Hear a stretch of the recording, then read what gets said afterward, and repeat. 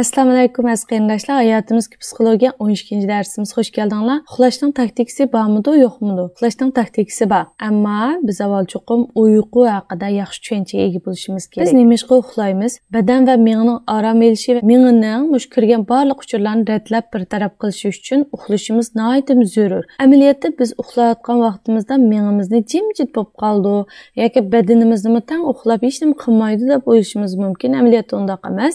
Butun ish organlarimiz harakat qilib turdi, yana o'zining faoliyatini qilib turdi, miyadimi faoliyatlar bo'lib turdi. Hamda uyqu davrini texmi yenik bir usulda sizlarga tushuntirsam, birinchidan biz eng avval yangi uxlagan vaqtimizda 5-10 minutgacha yenik bir uyqu davriga kiramiz. Nihoyat tez uxlab ketamiz, lekin tez uyg'onib ketamiz. Chunki bu nihoyat yenik uyqu davri bo'lganligi uchun. Ondan keyin ikkinchi davrga o'tamiz. Ikkinchi davrda yurak so'qishi bilan miyaning harakati ostlaydi va badan temperaturasi tuvanlashga boshlaydi. Bu vaqtdami bir yenikdan bir qadar og'ir, ammo biroz ancha qattiq bo'lmagan vaqt bo'lganligi uchun to'nglab uyg'onib ketadigan vaqtimiz mush vaqt bo'ldi. Ondan 3-davr kelgan vaqtida badanning o'zini remote qilishi, ya'ni butunlay muskullar asta-asta bo'shashga boshlaydi va badan nihoyat bir rohat holatga o'tadi. Teg'imi bir qadamda qattiq uyquga kirgan bo'lamiz. 4-davr, ya'ni eng qattiq uyqu davri. Bu davrda uyg'otish bek tez bo'ldi. Bu davrda uyg'onib ketgan odamlarmi ishtiklam asli kelmaydi. Nimish bo'yatdi, men nada degandek ashunda tuyg'ularda ishtik asli kelmaydi. Bu vaqtda nafas sur'ati va qon bosimi eng tuvan holatda bo'ldi. Va bu 4-davrdan keyin asta-asta 5-siga kelgan vaqtimiz dal REM uyqusi bo'ldi. REM uyqusining nimaligini hamda mishada aniq tushuna olamiz. Ya'ni ko'z harakati nihoyat tez bo'ldi, yurak so'qish, qon bosim, nafasni, badan temperaturalari o'rlashga boshlaydi va buni tez ko'z harakati davri desak bo'ldi. Masalan, yangi tug'ilgan bu vaqtlar teg'imi bak aniq, ya'ni ko'zi qarasangiz to'xtamay midrab turdi, qapoqlari midrab turdi. Chunki bular REM uyqusida o'zininki miyasiga kirgan butun uchurlarni ratlayotgan, miyaninki qattiq yetilayotgan vaqti bo'ldi. Shunga bu REM uyqusidan yenik uyqu davriga o'tganlik uchun bu vaqtlar shunga oson uyg'onib. Normalda cho'nglarning bu uyqu davri 90 minut surgan bo'lsa, bu vaqtlarning 45 minut atrofida surdi.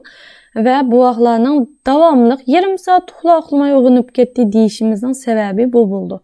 Cho'nglarningki bu 90 minutlik uyqu davri kechida masalan 8 soatlik uxlagan odamningki uyqu davri 1, 2, 3, 4, 5 asosan 5 ga yaqin, ya'ni 4 yoki 5 uyqu davrini boshdan kechirdi. Bu vaqtda REM uyqusi grafikdagi 1 soat uxlab 1 soat bağ vaqtida eng qattiq uxlagan vaqtingiz bo'ldi va 1,5 soatga yaqinlashgan vaqtingizda REM uyqusiga kirsiz va bu REM uyqusiga kirgan vaqtimiz yangi uxlaganda 10 minut atrofida bo'ldi. Ya'ni yangi uxlaganda bizning as saqlagan tushimiz 10 minutgacha bo'ldi. Bu REM uyqusida insonlar tush ko'rishga boshlaydi va tushi bekrak as saqlaydi. Men nerem, ya'ni REM emas vaqtlaridami 1, 2, 3, 4 davrlarda tush ko'rdi, lekin bu vaqtda uyg'onib ketsa tushini as saqlayamaydi ko'pincha odam. Hemen tush ko'rmabdimi, kecha deymiz, lekin REM uyqusi vaqtida uyg'onib ketsak, men hozirda tush ko'rayotgandim degan vaqtimiz shu dal REM uyqusi bo'ldi va bu REM uyqusi asta-asta mana 2-davr kelganda biroz cho'ngdi, 3-davr kelganda yana o'zgarish bo'ldi. Andan keyin 4, 5-davr kelganda bag'an sir uzrab kunduzga yaqinlashgan vaqtida REM uyqusi hatto 1 soatga cho'zildi. Hamda kechininki shu 5-dagi vaqtlarda qattiq uyqu davrilarini boshdan kechirgan bo'lsak, bu qattiq uyqu davri bag'an sir qisqarib kunduzga yaqinlashgan vaqtda REM uyqusi texmi uzrashga boshlaydi va saharga yaqin texmi ko'p tush ko'rishimizning sababi bu bo'ldi. Biz qancha soat uxlashimiz kerak? Bu vaqtlar kuniga 16 soat hatta 20 soatmi uxlash kerakki, chunki bu vaqtlar uyqu vaqtida miyaning taraqqiyoti teg'im yaxshi ilgari surdi va REM uyqusi vaqti bu vaqtlarning eng uzun bo'ldi va bu REM uyqusi bag'an siri yashangan siri ozlab bo'ldi. REM uyqusi vaqtida inson miyasi yangidan kirgan uchurlarni ratlab bir taraf qildi va demak yangi kirgan uchurlar bu vaqtlarda yangi kirgan uchur ko'p va REM uyqusi uzun bo'ldi. Yashanganlarda agar o'zimizningki zag'ir tilimizda esa yashanganlar amanasini bilib ketdi, shu REM uyqusi oz bo'ldi deganlik bo'ldi. Masalan, lekin REM uyqusi amaliyotda jiqroq bo'lsa va REM uyqusi sifatli bo'lsa bek yaxshi bo'ldi. REM uyqusi nimaga munosabatli bo'ldi deganda bizning yangi narsalarni jiq o'rganib turishimiz bilan munosabatli bo'ldi. Şoňlaşqa biz yaşımız çoğuyup kesimi 40 kirip giteyli, 50 kirip giteyli, 60 kirip giteyli çokum yeni bir tilde ögünüp duruşumuz. Ya olmasa siyasetdeki yeni nazariyelerini, ya olmasa kompüter bilimleri, her qandaq yeni bir bilim bizninki rem uyqumuzga ta'sir qildi. Eng oddiy tilda esa shu vaqtda miyamiz texim aktiv xizmat qilib, miyamiz texim yashirib mangdi. Endi uxlashdan burunqi yarim soat rem uyqusiga texim bek ta'sir ko'rsatdi va bu vaqt biz eğer korkunçluk neslerini görsek ya olmasa qalaymuqa xabarlarni görsek ya qalaymuqa neslerini görsek bizning kecha düşüşümüzün bozulushi yoki uyqumuzning yaxshi emasligi yoki bir mezgil yoki buningdan keyin izchil psixikimizning nachar bo'lib ketishiningki bir qism sababları muşnunla münasebetlik yeni köpünç insanların yastıqqa beşini qo'ygan taqdirda yenilam davamlıq telefon görüşüyle münasebetlik buldu. Şoňlaşqa uxlashdan yarim saat burun telefonni görüşten to'xtating, bütün to'rlaringizni eting va sifatli uxlash uchun uxlashdan yarim saat burun o'zingizga bir uyqu plani o'ylashtiring. Qanday vaqtda uxlaymiz degan bu savolni nurg'un odamlar bizdan so'raydi. İnsan bedeni melatonin hormoni degan bir hormonni ajratib chiqardi. Bu hormon kecha kirishi bilan ajrilib chiqqan bo'lsa, ertasiyin kunduz yeni yo'ruq kirishi bilan ajrashdan to'xtaydi va bu hormon har qanday nurninki ta'siriga uchraydi. Qop-qorong'u muhitda bu hormon ajrilib chiqadi. Endi bu hormonning nimaga foydasi bor deganda butun badanninki biologik soatini tangshaydi va bu biologik soat biz uchun bek muhim. Barliq jonliqlar Allohninki hikmati bilan barliq jonliqlarning badanida shunday soat bo'ldi. Ama biz davamlıq kechada masalan chiroq yondirib qo'yib uxlasak yoki ozroq yo'ruq tushib qolsa, pardani yaxshi yopmasak, ya'ni talaninki mush tala deriz ko'rinadigan pardani cho'qim qorong'u qiladigan parda ishlatishimiz kerak uyimizda. Bo'lmasa taladagi ko'cha chirog'idan kirgan nurmu melatonin hormonininki yaxshi yoki yuqori saviyada ishlab chiqilishiga ta'sir ko'rsatadi. Har qanday telefonning nurining chirqi olsun, uyning chirqi olsun, har qanday kichikgina masalan kecha chiroqlari deb qo'yamiz. Bundaq chiroqlarmi melatonin hormoniga qattiq ta'sir ko'rsatadi. Shunlashqa bolalarimiz tug'ilgandan tortib qop-qorong'u muhitda uxlashni odat qilishimiz kerak. Kechada bu vaqtlar masalan chiroq yondirib qo'ymasak, bu vaqtlar ziyon qildi yoki bu vaqtlar jo'yilib qoldi deb bizda shunday an'anavimizda shunday odat bor. Bu nihoyat xato bir odat. Amaliyotda kechada qop-qorong'uda uxlash, mayli bu vaqtlar olsun, mayli cho'nglar olsun, nihoyat foydali. Bu hormon bizning biologik soatimizni tangshaydi va biologik soatimiz orqali biz har xil badanimizda yeni boshqa hormonlarning ajrilib chiqishini tangshaymiz. Melatonin hormoni ninki ajrilib chiqish vaqtiga qarata biz shu vaqtda uxlasak texim yaxshi bo'ldi. Endi bizning qattiq uxlash vaqtimiz, ya'ni qattiq uyqu vaqtimiz cho'qim 11 bilan 3 orasida bo'lishi kerak. Biz 11 her qandaq bo'lsin 11 bilan 3 orasida cho'qim qattiq uxlagan bo'lishimiz kerak. Endi bir kun, 2 kun, haftada bir kun yo oyda bir 2 kun, oyda bir 3-4 kun endi bu vaqtlarda uxlayolmay qolsak yo bu vaqtlarda uyg'onib qolsak, buning hech qaraydi chog'liq, ammo qattiq uyqu vaqtimiz amal bor har kunda shu 11 bilan 3 orasida bo'lishi kerak. Xubdandan keyin uxlab kechininki Ahırqı 3'ten biri de kopishninki hikmetini tushundinglar. Yani kechining ahırqı 3'ten biri mesela yazlık vaqt o'tib ketgan taqdirda mu 2 yoki 3 yoki 3'ten keyin degandek munda vaqtlar bo'ldi. Demak, qattiq uyqu davri, yani mush melatonin hormoni ajrilib chiqargan vaqtda da biz uyquga kirib bo'lgan, hattoki qattiq uyqu vaqtida bo'lishimiz kerak va shunda bo'lgan vaqtimizda biz eng sog'lom holatda yashay olamiz. Agar biz uyquni yaxshi tushungan bo'lsak, uxlash taktikasini texmi yaxshi tushuna olamiz deb qarayman. Endi biz uxlashninki vaqtini uyqu davri bo'yicha hisoblasak, eng to'g'ri hisoblagan bo'lamiz. Ya'ni uyquning davrini men hozir buning soati bo'yicha deb beray. Bir uyqu davri 1,5 soat bo'ldi. 2 uyqu davri 3 soat olsa, 3 uyqu davri 4,5, 4 uyqu davri 6, 5 uyqu davri 7,5, 6 uyqu davri 9 soat. Ya'ni bir odam bir kunda eng normal uxlash vaqti 5 uyqu davri bo'ldi. Ya'ni normaldan sal tuvarrak qısa foydalansa bo'ldi degan uyqu davri 4 uyqu davri, ya'ni 6 soat bo'ldi.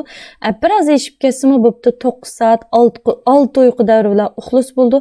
Ham 9 soatdan eshib ketgan uyqu bek eshib ketgan uyqu bo'ldi. 6 saat yoki 4,5 saatdan az uyqu bo'lsa, intayin ziyonli, bek az uyqu bo'ldi. Endi uxlash vaqtini biz bir kunda 5 uyqu davri uxlasak, o normal bo'ldi bo'lgan bo'lsa, bir haftada 35 uyqu davrini tamamlash, ya'ni biz amaliyotda kundalik uyqu davridan ziyoda biz haftalik uyqu davri hisoblasak, eng yaxshi hisoblagan bo'lamiz. Masalan, biz bugun 3 uyqu davri uxlab qoldik, ya'ni 4,5 saat tam uxladik degan bo'lsak, ertasi 9 saat, ya'ni 6 uyqu davri uxlash orqali yoki bo'lmasa ertasi 5 uyqu davri, ya'ni 7,5 saat uxlash orqali uyqumizni to'liqlasak bo'ldi. Yoki biz hafta ichi zodi bek tirishib o'qiyman, bek topshiriqimjiq yoki bo'lmasa bek ishimjiq, vazifamjiq desak, hafta ichi 4,5 saat yoki 3 uyqu davri, 6 saat yoki 4 uyqu davri uxlagan bo'lsak, hafta ichi, undan keyin hafta oxiriga kelganda qanday bo'ldi? Masalan, 4 uyqu davri bo'yicha hisoblasak, 5 kunda 20 uyqu davri uxlagan bo'lamiz. Endi bir haftada, ya'ni 7 kunda 35 uyqu davri uxlashimiz kerak deydi. Demak, shanba-shanbaga 35 dan 20 ni versak, 15 uyqu davri qoldi. Demak, shanba kuni biz kuniga 7,5 uyqu davridan, ya'ni 7,5 uyqu davri taxminan 11 soatlarga teng bo'lsa, kuniga shanba kuni 11 soat ya 12 soat uxlasak bo'ldi. Demak, shanba kuni masalan ba'zilarninki bek jiq uxlashi atgan shanba bo'lgan chog'da 10-11lar bilan uxlashini bek ayiblab ketmasakmi bo'ldi, agar u hafta ichi az uxlagan bo'lsa. Lekin hafta ichi 10 soat uxlab, hafta oxirimi 11 soat uxlab qilsa, bu albatta o'rinliq hisoblanadi. Lekin hafta ichi nati ritmli qoldi 4,5 soat yoki ritmli qoldi 6 soat uxlagan bo'lsa, hafta oxiriga kelgan chog'da masalan kech soat 11 da uxlagan bo'lsak, ertasi degan 10 da yoki ertasi degan 11 da qopsak, demak hafta ichidagi az uyqularimizni hafta oxirida to'liqlagan bo'lamiz va bir haftada 35 uyqu davrini tamomlasak, biz sog'lom bir sifatlik uyqu davriga kira olgan bo'lamiz. Bu uxlashninki normal, ya'ni izchil surgan uxlashdagi taktika. Ikkinchi taktika, biz uxlagan vaqtimizda amal bor, masalan, 3 uyqu davrini izchil uxlashimiz kerak. Masalan, yozliq bomdod vaqtni misolga olaylik, ya'ni bomdoddan burun imsakka yaqin qo'paman degandek planimiz, ibodat yoki o'rganish planimiz, yoki siz bir ana zodi kechida qo'pib ish qilmasangiz bo'lmaydi, yoki kechida qo'pib o'rganish qilmasangiz kunduz qila olmaysiz degan taqdirda, masalan, yozliq vaqtda 11 da uxlab, kech soat 3:30 da qo'pdingiz, demak bu qanda 4,5 soat hisoblanadi. Bu 4,5 soatda biz 3 uyqu davrini boshdan kechirgan bo'lamiz. 3 uyqu davrini boshdan kechirish hisobda odamga butunlay bir uxlaganlik hissini berdi. 3 uyqu davrimiz faqatla 1,5 soat, ya'ni bir uyqu davrini boshdan kechiriblam siz shu REM uyqusini o'tkazib, ya'ni 1,5 soat yoki 1 soat 40 minutlardan keyin uyg'ongan vaqtingizda "Vima uxlab qinib ketibdiman" degan vaqtimiz, masalan, kechalar soat 8da ozla uxlab qopdik, lekin REM uyquni butun boshdan kechirgan bo'lsak, 1,5 soatlik davrni boshdan kechirganligimiz uchun uyquga qinib ketganligimizning sababi shu. Endi 11 da uxlab, 3:30 da qopdik, 1 soat o'rganish, ibodat qildik. Anandiki 4:30 da yana bir uxladik, 4:30 da uxlab, 6 da qopsak yoki 7:30 da biroq qop kelsak, bu chog'da biz oldida 3 davr, keyinda 1 davr jami qo'shsak 4 davr 6 soat uxlagan bo'lamiz. Yoki bo'lmasa masalan 11 da uxladik, 3:30 da qopdik, 3 uyqu davri bo'ldi.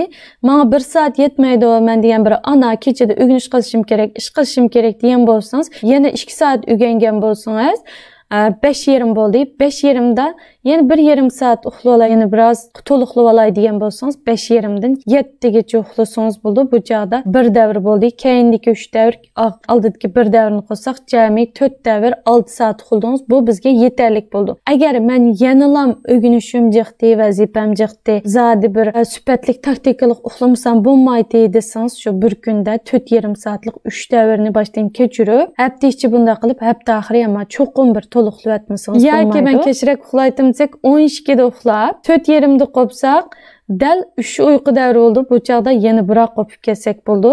Endi masalan men unda birdan uxlab, birdan qopib, biza ish qilib, yana uxlab, uyquga kiramayotganman. Biroqlam uxlab, az uxlab, yana sifatli uxlab, yana jiqish qila oladigan taktika bo'lsa desangiz, masalanga bunda bo'lsa cho'qim boldir uxlashingiz kerak.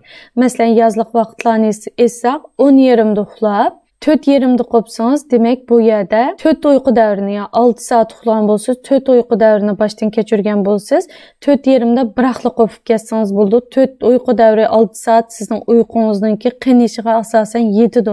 Ya'ni bu cho'nglar uchun 20 yoshdan yuqorilar uchun hisoblanadi. Agar yo'q, men 6 saat uyqum qanmaydi desangiz, 10:30da uxlab 6da biraq qopib ketsangiz bo'ldi. Bu chaqda uyqungiz rasmiy qinib ketgan bo'ldi. Uyquninki uxlash taktikasini men tushunganlar deb qarayman. Qattiq tushunmaganlar bo'lsa, bizningki munozara qismida men manchada uxlasam, qanday uxlasam bo'ldi degandek savollarni qoldirib qo'ysanglar, men uxlash taktikasi bilan hisoblab bermay inshaalloh. Endi uyquninki yana bir muhim taktikasi ko'zning ochig'ini chiqarib olish. Biz masalan 4:30 soat, ya'ni 3 uyqu davri uxlaydigan birisi bo'lsa, bunday vaqtda kunduzda turkcha shakarlama deymiz, arabcha qaylula uyqusi deyotganmiz, inglizcha power nap deydi. Bu naytimi az uyqu bilan, ammo nayeti cho'ng bir bo'shliqni to'ldiradigan bir uyqu. Gerçi 20 minut yoki 30 minut atrofida bo'lsa, 20 minutdami yeshib ketmasin deb qaraldiga zodi bo'lmasa 30 minut hamda ixtiyoringiz. Bu vaqtda ko'zningki ochig'ini chiqarib oldim deganingiz bilan amaliyotda bu kechidagi bir uyqu davriga teng kelib qoldi. Hattoki inson bu vaqtda shu zodi peshin namoz o'qib bilib shunda bir tatliq uyqumuz keldi. Shu vaqtda hattoki jaynimizdan ustutlam yassanızmı bo'ldi yoki beshingizdan ustiga qo'yiblam. Biz shu universitet o'qiyotgan vaqtlarimizda zodi psixologiya kasbining bo'g'ashqimi o'qituvchilarimiz yo'l qo'yadi bizga. Sen dal shu uyqu vaqtin kelibdi, daral beshingni qo'y, 5 minut uxla yoki 10 minut uxla, yandikilar soatni to'g'rilab uyg'otib qo'yinglar deydi. Hammalarni his qilishinglar mumkin. 20 minut uxlagan bo'lsin, hattoki 10 minut uxlagan bo'ling, birdamlik kellam ko'zingizni ochdingiz, ajoyib bir ruhli holatda uyqungizdan uyg'unsiz uytib, shunchalik oz uxladim, lekin hijobratib qoldim yo qattiq uxlab ketibman va shunday oz uxladim lekin deysiz, bu shu kechidagi uyqungizni to'liqlaydi. Agar siz mening zodi bek muhim ishim bor desangiz, kechalari ham 4:30 soatlik uyqu bilan, undan keyin kunduzi ozroq bo'lsin ko'zingizning ochig'ini chiqarib olish bilan cho'qim uyqungizni to'liqlang.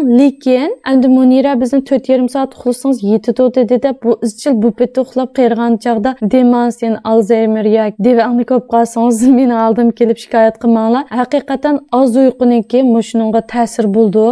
Yani uyku asli vaqt israfchilik emas, balki eng yaxshi davolanish. Hamda 4:30 soatlik hafta ichi uyqu bilan oshbeti o'tib ketib qolsangiz, qiyirgan chaqda haqiqatan Alzheimer yani qiyirgandagi divanli kasal bo'lish nisbati bek yuqorilab ketadi. Ammo uyqu vaqtini biz degandek hafta ichi azoz hafta oxir to'liqlab ya bir kun azoz bir kun to'liqlab degandek bunda shaklda bo'lish kerak. Ammo yana ham sizga tavsiyam har kuni muqim vaqtda uxlab, muqim vaqtda qopish yoki uyqu davrini yaxshi hisoblash bizning sifatlik ve yaxshi uxlashimiz uchun eng muhim bo'lgan omillarning birisi. Agar oz uxlab yoki sifatsiz uxlab qolsak, diqqat va as tutish qobiliyatimiz tuvalab ketadi. Muskul kontroli qilgan badanimizning muskullarimizni kontrol qilish degandek yoki badanimiz og'riqlar bilan uyg'onishimizning sababimi shu yurak kasalligi bo'lish nisbati yoki menga qon tushish nisbati yuqorilab ketadi. Ziyod semirib ketish, diabet kasali, qon besimi deganlarniki hammasining sababi shu uyqudanmi bo'lishi mumkin.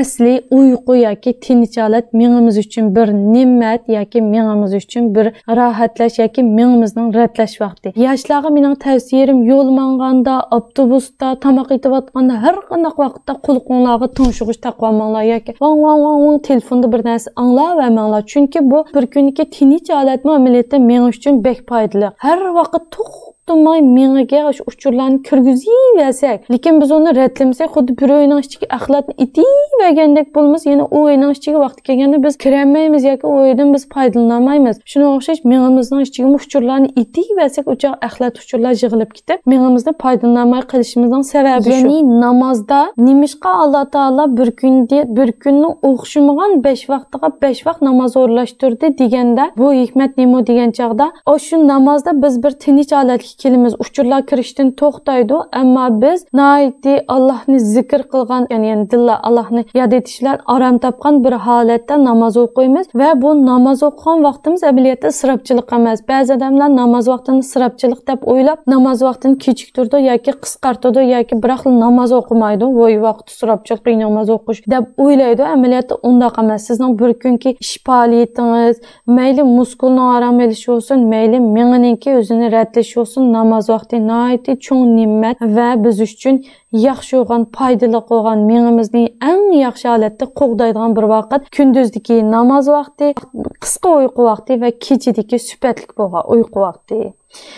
Uyqu haqida mishinchilik so'zlay. Yana savollar bo'lsa, munozara qismiga qoldirib qo'ygaysizlar. O'zinglarni asranglar. Allohga omonat.